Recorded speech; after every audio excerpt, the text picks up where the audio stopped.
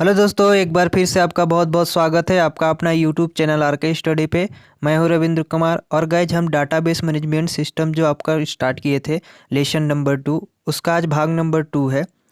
First भाग हमने complete कर दिया था जिसमें हम डाटा मॉडल्स के बारे में बताए थे कि डाटा मॉडल्स क्या होते हैं, data models database management system में कैसे यूज किए जाते हैं। ठीक है, तो यूपी पॉलिटेक्निक के सभी स्टूडेंट फोर्थ सेमेस्टर के कंप्यूटर साइंस और इंफॉर्मेशन टेक्नोलॉजी दोनों ब्रांच के लिए ये वीडियो है।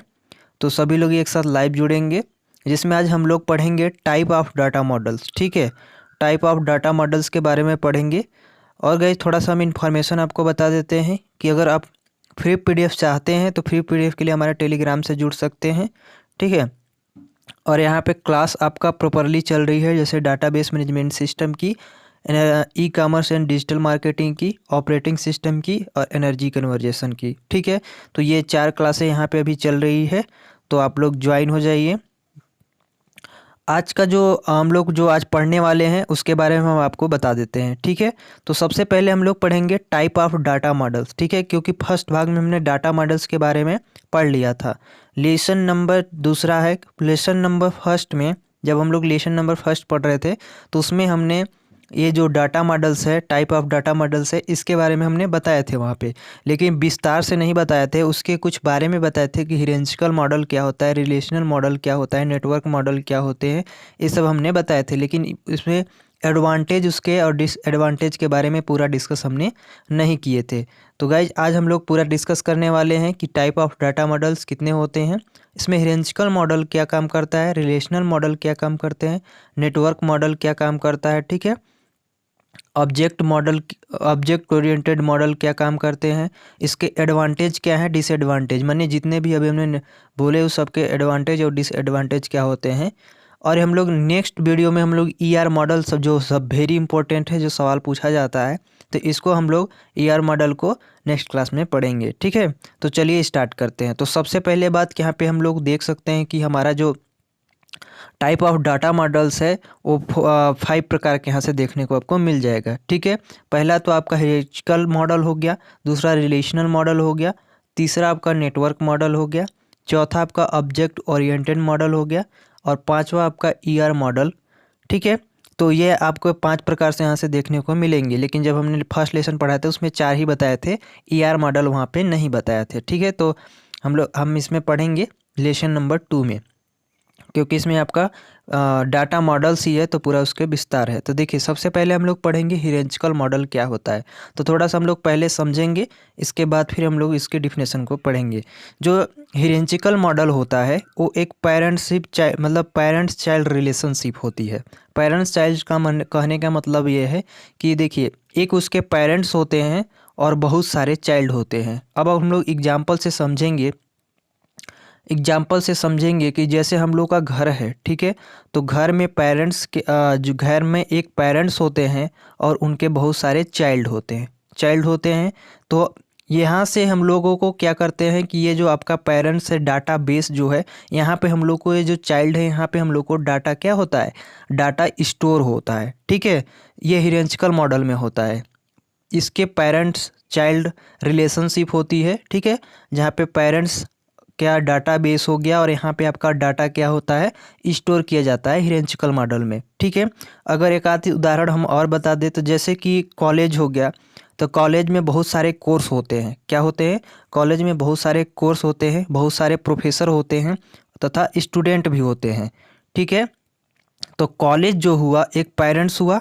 ठीक है, और प्रोफेसर तथा स्टूडेंट उसके क्या हो गए, चाइल्ड हो गए। ठीक है, अभी हम उसको बताएंगे आगे। अब यहाँ पे थोड़ा सा हम लोग और पढ़ेंगे हिरेंशिकल मॉडल के बारे में।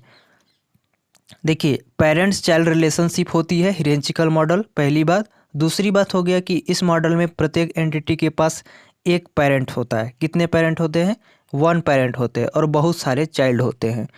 ये जो हिरेंशिकल मॉडल है, अभी जो हमने आपको समझा रहे थे वही बता रहा है। ठीक है, इस मॉडल में केवल एंटिटी होती है जिसे हम रूट कहते हैं। जो आपका पेरेंट्स हो गया उसे हम लोग रूट कहते हैं। अब देखो, फिगर के माध्यम से समझाते हैं आपको। ये आपका हिरेंशिकल मॉडल है। ठीक है, तो ये आपका ये रूट कहलाता है, ये आपका पेरेंट्स कहलाता है। ठीक है, तो हिरेंशिकल मॉडल पेरेंट्स चाइल्ड का रिलेशनशिप होता है, दूसरी बात यहाँ पे ये है कि इसमें एक पेरेंट्स होते हैं और बहुत सारे क्या होते हैं, उसके चाइल्ड होते हैं। अब ये क्या हो, इसका कहने का मतलब ये है कि इसकी जो डाटा स्टोर होती है, ठीक है, इसकी जो डाटा स्टोर होती है यहाँ पे इसके चाइल्ड में डाटा स्टोर होती है, ठीक है। तो कॉलेज के माध्यम से भी हम लोग समझेंगे कि जैसे मान लीजिए ये आपका जो रूट है ये आपका कॉलेज हो गया, ठीक है, ये आपके कॉलेज हो गए और इसके अंदर में जो जो वर्क रहते हैं, जैसे कॉलेज में प्रोफेसर हो गए, टीचर हो गए, ठीक है, या बोल सकते हैं स्टूडेंट हो गए, तो वो सब क्या हो गए, वो एक डाटा बेस हो गए, मतलब डाटा हो गए जहाँ पे हम लोग को स्टोर किया जा रहा है। तो ये कॉलेज हो गया, ठीक है। तो कॉलेज क्या हो गया, आपका पेरेंट्स हो गया और ये आपके जो स्टूडेंट, प्रोफेसर, टीचर, लेक्चर जो भी हैं वो आपके चाइल्ड हो गए, ठीक है। तो हिरेंशिकल मॉडल में ये होता है। तो आई होप गाइज कि समझ रहे होंगे कि हिरेंशिकल मॉडल क्या होते हैं, ठीक है। देखिए इस मॉडल में डेटा को ट्री की तरह स्ट्रक्चर में ऑर्गेनाइज किया जाता है। जब आपको थर्ड सेमेस्टर में ट्री पढ़ाए होंगे तो वहाँ से आपने समझ गया कि ट्री क्या होता है। ट्री में भी यही होता है कि एक रूट होते हैं, उसके दो नोड होते हैं, ठीक है, ये उसके नोड होते हैं, ठीक है, दो दो का। तो वहाँ पे भी जो ट्री का रूल चलता है यहाँ पे भी हिरेंशिकल मॉडल में भी चलता है, ठीक है।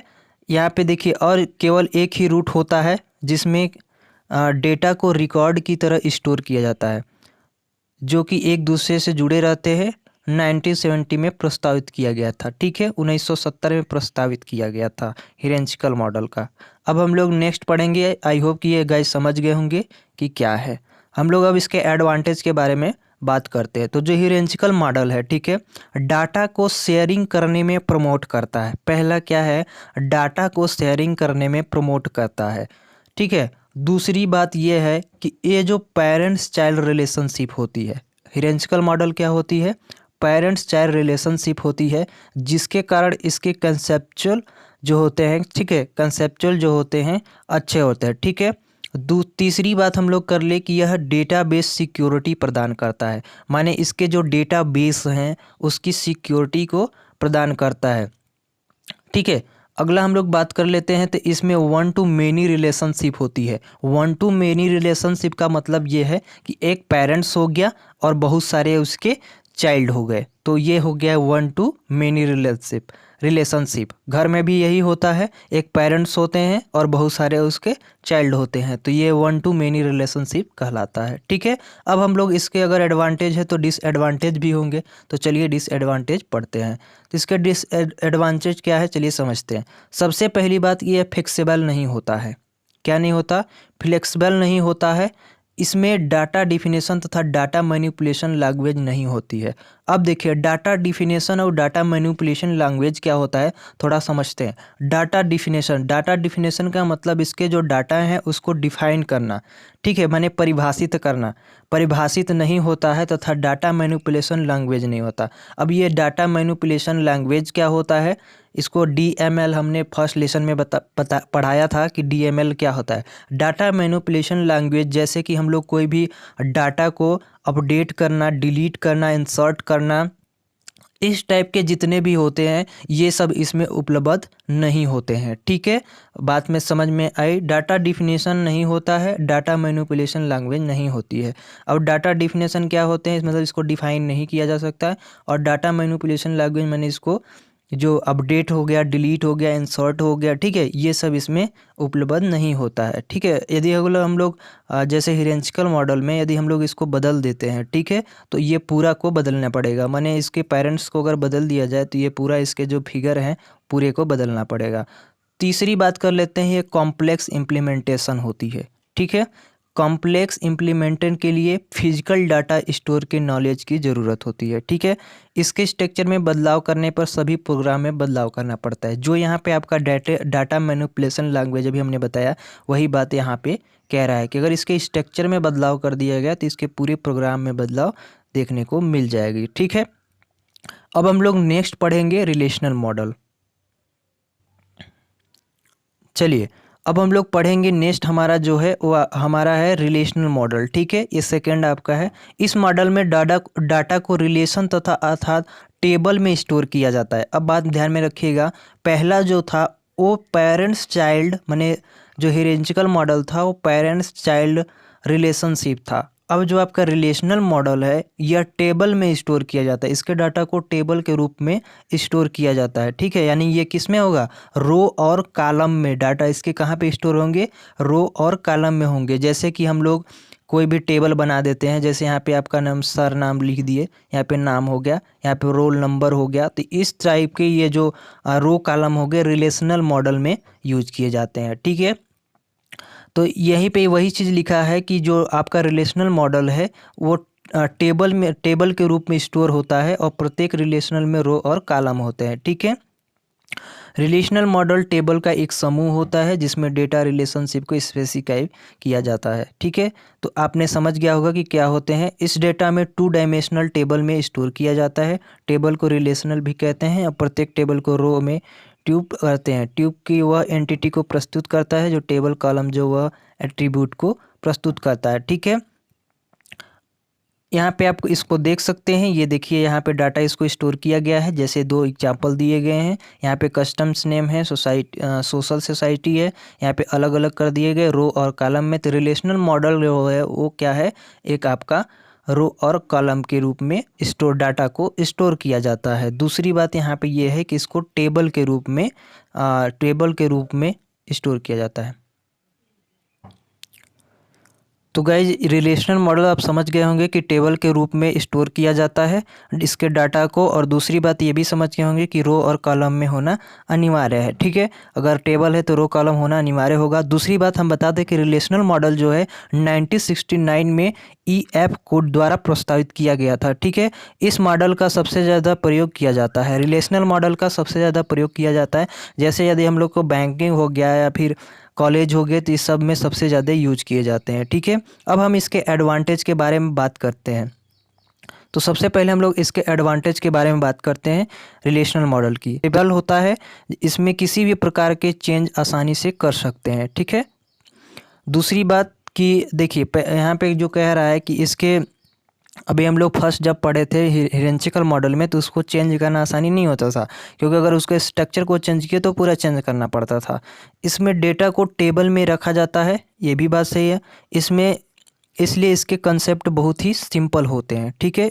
इसके जो डेटा है उसको टेबल के रूप में स्टोर किया जाता है। यह डाटा इंटीग्रिटी प्रदान करता है, अर्थात कोई भी यूजर बिना ऑनर की अनुमति के डाटाबेस को एक्सेस नहीं कर सकता।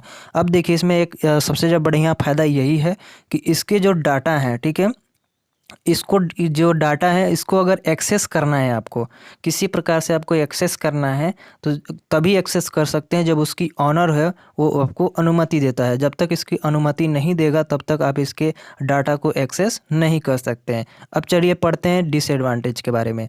डिसएडवांटेज रिलेशनशिप मॉडल में क्या होते हैं, देखिए इसमें powerful hardware computer storage device तथा सॉफ्टवेयर की ज़रूरत होती है। इसमें देखिए दोनों प्रकार से यूज होते हैं, सॉफ्टवेयर और हार्डवेयर। अब दूसरी बात कर लेते हैं, यूज करना बहुत ही आसान होता है, परंतु जब कोई यूजर गलत तरीके से इसमें डेटा स्टोर करता है तो बहुत ही ख़राब DBMS बन जाता है, माने डाटाबेस मैनेजमेंट सिस्टम बन जाता है, ठीक है। इसकी जो यूज करने की प्रक्रिया है रिलेशनल मॉडल की वो बहुत ही आसान है, ठीक है, बहुत ही आसान है। परंतु जो अगर कोई भी यूजर गलत तरीके से डेटा को स्टोर कर देता है तो जो आपका डाटाबेस मैनेजमेंट सिस्टम है वो ख़राब हो जाता है, ये इसका कहने का मतलब है। अगर आगे हम लोग बात कर लें तो यह बहुत ही सरल मॉडल है। सरल होने के कारण कुछ यूजर अपना खुद का डेटाबेस बना लेते हैं और जिसमें इसके जो डाटा होते हैं ना, माने डुप्लीकेट बनने की समस्या आ जाती है, इसकी ये लोग बात कर लेते हैं नेटवर्क मॉडल। नेटवर्क मॉडल से ही समझ में आ रहा है कि नेटवर्किंग से एक्सेस होती है इसकी डाटा, ठीक है। तो देखिए जो हिरेंचिकल मॉडल है उसी का एक्सटेंशन है ये, उसी का नेटवर्क मॉडल एक्सटेंशन है, ठीक है। नेटवर्क मॉडल में डाटा को ग्राफ में ऑर्गेनाइज किया जाता है, किसमें, ग्राफ में ऑर्गेनाइज किया जाता है। और इसमें एक से ज़्यादा पेरेंट्स नोड होते हैं, एक से ज़्यादा पेरेंट्स नोड होते हैं, अर्थात इसमें ज़्यादा पेरेंट्स चाइल्ड रिलेशनशिप होती है। इसमें वन चाइल्ड या वन पेरेंट्स नहीं होते, इसमें ज़्यादा से पेरेंट्स और चाइल्ड रिलेशनशिप दोनों होती है, ठीक है। माने एक से अधिक पेरेंट्स भी हो सकते हैं और एक से ज़्यादा चाइल्ड रिलेशनशिप भी हो सकते हैं, ठीक है। तो इसमें कुछ एंटिटी अपने पथ में एक्सेस कर सकती है, तो हम कह सकते हैं कि इस मॉडल में डेटा को नेटवर्क के रूप में स्टोर और एक्सेस कर सकती है, ओके। नेटवर्क मॉडल का प्रयोग पहले सबसे ज़्यादा किया जाता था जब तक कि रिलेशनल मॉडल प्रस्तावित नहीं हुआ था। जब रिलेशनल मॉडल प्रस्तावित हुआ, ठीक है, जब रिलेशनल मॉडल प्रस्तावित नहीं हुआ था तब नेटवर्क मॉडल का मतलब बहुत ज़्यादा यूज किया जाता था। नेटवर्क जो रिलेशनल मॉडल है वो बाद में आया था, पहले आपका नेटवर्क मॉडल आया था, ठीक है। तो चलिए नेटवर्क मॉडल के हम लोग फिगर को देख लेते हैं। अब कह रहा है कि इसमें बहुत सारे पेरेंट्स, मतलब बहुत सारे पेरेंट्स और बहुत सारे चाइल्ड की रिलेशनशिप हो सकती है। ये आपका नेटवर्क मॉडल है, ठीक है, ये आपका नेटवर्क मॉडल है। तो इस प्रकार से आप इसको नेटवर्क मॉडल को बनाएंगे और जो इसके डाटा को एक्सेस करना होगा तो नेटवर्क के माध्यम से हम एक्सेस करेंगे, उसके अभी हम एडवांटेज पढ़ते हैं तो आपको समझ में आ जाएगा। तो देखिए सबसे पहला है कि इसके कंसेप्ट जो हैं वो हायरार्किकल मॉडल के जितने मतलब जितने ही सरल हैं, मतलब जितना ही आपका हायरार्किकल मॉडल इजी है उतना ही इसके नेटवर्क मॉडल कंसेप्ट इजी है, ठीक है। इसमें एक से ज़्यादा पेरेंट्स चाइल्ड रिलेशनशिप होती है। इसमें डाटा को आसानी से एक्सेस किया जा सकता है। इसमें मैंने बता ही दिया कि पेरेंट्स चाइल्ड रिलेशनशिप होती है जो दो से अधिक, एक से अधिक भी हो सकती है। डाटा को आसानी से एक्सेस किया जा सकता है। क्यों एक्सेस किया जा सकता है? क्योंकि यह नेटवर्क के थ्रू जिसके डाटा को स्टोर किया जाता है, इसलिए ये इसको एक्सेस करना आसान होता है। यह डाटा इंटीग्रिटी प्रदान करता है, ठीक है। लास्ट है आपका डाटा डिफिनेशन लैंग्वेज, माने डीडीएल तथा डाटा मैनिपुलेशन लैंग्वेज होती है। हमने डीडीएल और डीएमएल पढ़ाए हैं और आपके सिलेबस में है भी, फर्स्ट लेसन में ही पढ़ाए हैं, उसका एक पूरा प्रॉपर वीडियो है। तो आप समझिए यहाँ पे डीडीएल और डीएमएल क्या होता है फिर से, अभी हमने ऊपर भी बताया है।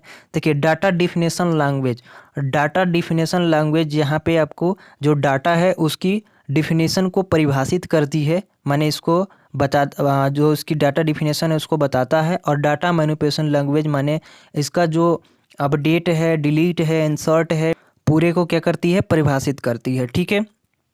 अब हम लोग इसके बात करते हैं डिसएडवांटेज की। तो चलिए सबसे पहले डिसएडवांटेज बात कर लेते हैं।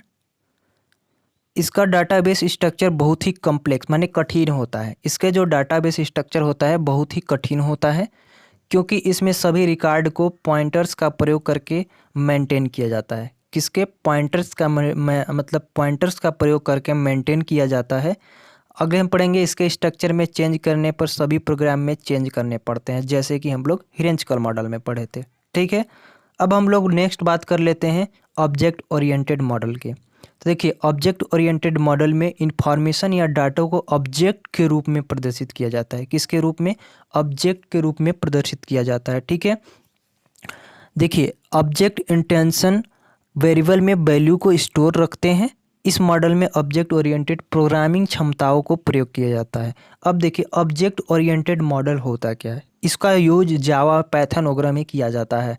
अभी आपका जो फोर्थ सेमेस्टर है उसमें ऑब्जेक्ट ओरिएंटेड प्रोग्रामिंग जावा है, उसमें देखिए ये ऑब्जेक्ट ओरिएंटेड है। तो इसको देखिए प्रोग्रामिंग क्षमताओं का प्रयोग किया जाता है। ऑब्जेक्ट ओरिएंटेड में प्रोग्रामिंग क्षमताओं का प्रयोग किया जाता है, माने इसका जो डाटा को स्टोर किया जाएगा वो ऑब्जेक्ट इंटेंस वेरिएबल में वैल्यू को स्टोर किया जाएगा, ठीक है।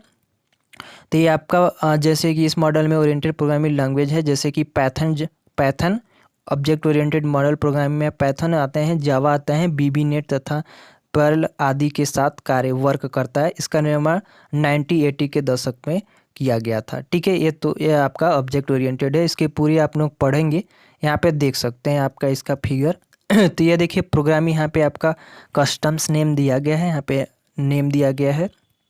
पहले तो आपका सर नेम है, फिर फादर नेम है, फिर आप इस प्रकार यहाँ पे बैंक अकाउंट है, फिर यहाँ पे एड्रेस, फिर यहाँ पे दूसरा एड्रेस, ठीक है। तो इस तरह के हम लोग को डाटा को स्टोर करने के लिए ऑब्जेक्ट ओरिएंटेड मॉडल का यूज किया जाता है। अब हम लोग इसके एडवांटेज पढ़ेंगे। तो इसमें देखिए इसमें स्टिक कंटेंट को डाला जाता है। दूसरी बात यहाँ पे है कि इनहेरिटेंस को सपोर्ट करता है, जिसमें डाटा इंटीग्रिटी को बढ़ाती है। यह परफॉर्मेंस को बेहतर करता है, माने जो इसके परफॉर्मेंस है उसको ज़्यादा फीचर देने का प्रयास करता है, ठीक है। ऑब्जेक्ट ओरिएंटेड मॉडल का डिसएडवांटेज हम लोग पढ़ते हैं। इसमें पावरफुल सिस्टम की ज़रूरत होती है, जिसके कारण ट्रांजैक्शन जो है वो आसानी से हो सकता है, ठीक है। यह बहुत ही कॉम्प्लेक्स मॉडल है। कैसा है? कॉम्प्लेक्स मॉडल है। इसे यूज करने के लिए पहले इसे सीखना पड़ता है, इसके बाद देन हम लोग यूज कर पाएंगे, नहीं तो नहीं कर पाएंगे। इसके डिसएडवांटेज है, इसमें सिक्योरिटी बहुत ही कम होती है, ठीक है, इसमें सिक्योरिटी बहुत ही कम होती है, तो इसका खतरा ज़्यादा हो सकता है। तो गाइज आई होप कि समझ गए होंगे कि ये क्या है, कि हियरार्चिकल मॉडल क्या होते हैं, रिलेशनल मॉडल क्या होते हैं, नेटवर्क मॉडल क्या होते हैं, ऑब्जेक्ट मॉडल क्या होते हैं, ये आपने समझा होगा। नेक्स्ट क्लास में हम लोग ER मॉडल के बारे में डिस्कस करेंगे, इसके बारे में बताएंगे। फिर से फटाफट आपको बता देते हैं, हियरार्चिकल जो मॉडल है फटाफट देखेंगे। हियरार्चिकल मॉडल पेरेंट्स चाइल्ड रिलेशनशिप होती है, ठीक है, पेरेंट्स चाइल्ड रिलेशनशिप होती है। इसकी एंटिटी के पास एक पेरेंट्स होता है और बहुत सारे चाइल्ड्स होते हैं, जो आपको फिगर के माध्यम से हमने बताए थे कि यहाँ पे एक इसके पेरेंट्स होते हैं और बहुत सारे इसके चाइल्ड होते हैं, जहाँ पे हम लोग को डाटा को स्टोर किया जाता है, इसके डाटाबेस के डाटा को स्टोर किया जाएगा, ठीक है। तो एक इसके ये पेरेंट्स हो गए, ठीक है, और ये इसके चाइल्ड रिलेशनशिप हो गए। अगर आपको उदाहरण में लिखना है तो उदाहरण में क्या लिखेंगे आप, उदाहरण में ये लिखेंगे कि जैसे कि कॉलेज जो हो गया आपका पेरेंट्स हो गया, उसके जिसके अंदर वर्क करते हैं, जैसे स्टूडेंट हो गए, प्रोफेसर हो गए, बुक्स हो गए, जो भी हो गए वो क्या हो गए, आपके आपके चाइल्ड हो गए, ठीक है। तो ये आपके क्या थे, ये आपका हियरार्चिकल मॉडल था। अब हम लोग रिलेशनल मॉडल की बात करें तो इसमें देखिए टेबल का यूज किया जाता है, किसका, टेबल का। और टेबल में डाटा को क्या किया जाता है, स्टोर किया जाता है। रो और कॉलम इसमें होते हैं, रो और कॉलम होते हैं, इसमें टेबल के रूप में डाटा को स्टोर किया जाता है, आपका रिलेशनल मॉडल है, ठीक है। अब हम लोग नेटवर्क मॉडल की बात करें तो नेटवर्क मॉडल में पेरेंट्स और चाइल्ड दोनों का रिलेशनशिप होती है, लेकिन इसके जो कुछ एंटिटी उनके पाथ में एक्सेस कर सकती है, ठीक है। तो मतलब ये देखिए आपका क्या है कि इसको ग्राफ के रूप में ऑर्गेनाइज किया जाता है, इसके डाटा को, नेटवर्क मॉडल में डाटा को ग्राफ में ऑर्गेनाइज किया जाता है। इसमें एक से ज़्यादा पेरेंट्स नोड हो सकते हैं, ऐसा इसमें बताया गया है। इसमें ज़रूरी नहीं है कि एक पेरेंट्स और एक चाइल्ड रिलेशनशिप होगी, इसमें एक से ज़्यादा माने 2 भी और 3 भी, ठीक है, 1 या 2 या 3, ठीक है, 2 या 3 भी इसके चाइल्ड हो सकते हैं और पेरेंट्स भी हो सकते हैं। जैसे यहाँ पे 1 2 3 दिया गया है, तो यहाँ पे और 2 यहाँ नीचे आपको देखने को मिल जा रहा है, तो ये आपके 2 आपको चाइल्ड हो गए, ठीक है। तो ये आपका होता है नेटवर्क मॉडल। आगे हम लोग बात करेंगे जो आपका ऑब्जेक्ट ओरिएंटेड मॉडल है। तो ऑब्जेक्ट ओरिएंटेड मॉडल में इंफॉर्मेशन या डाटा को ऑब्जेक्ट के रूप में प्रदर्शित किया जाता है, किसके रूप में, ऑब्जेक्ट के रूप में प्रदर्शित किया जाता है। ऑब्जेक्ट इंटेंस वेरिएबल को, वैल्यू को स्टोर किए जाते हैं, वेरिएबल में स्टोर किए जाते हैं, ठीक है। ऑब्जेक्ट इंटेंस वेरिएबल में वैल्यू को स्टोर किए जाते हैं, ठीक है। इसमें मॉडल में ऑब्जेक्ट ओरिएंटेड प्रोग्रामिंग क्षमताओं के प्रयोग किया जाता है, जैसे हमने बता दिया है। इसमें कौन कौन से यूज किए जाते हैं ऑब्जेक्ट ओरिएंटेड, जैसे पाइथन हो गया, जावा हो गया, तो इस सब में आपका यूज किया जाता है ऑब्जेक्ट ओरिएंटेड का, ठीक है। तो किस प्रकार से ये फिगर के माध्यम से हम आपको ये थे आपके पूरे। तो I hope guys hierarchical model, relational model, network model, object oriented model क्या होता है आपने समझा होगा। हम लोग नेक्स्ट क्लास में ये पढ़ेंगे ER मॉडल क्या होता है, ठीक है। तब तक के लिए जय हिंद। हमारे नए चैनल पे नए हो तो सब्सक्राइब कर लीजिएगा और एक लाइक कर दीजिएगा। मिलते हैं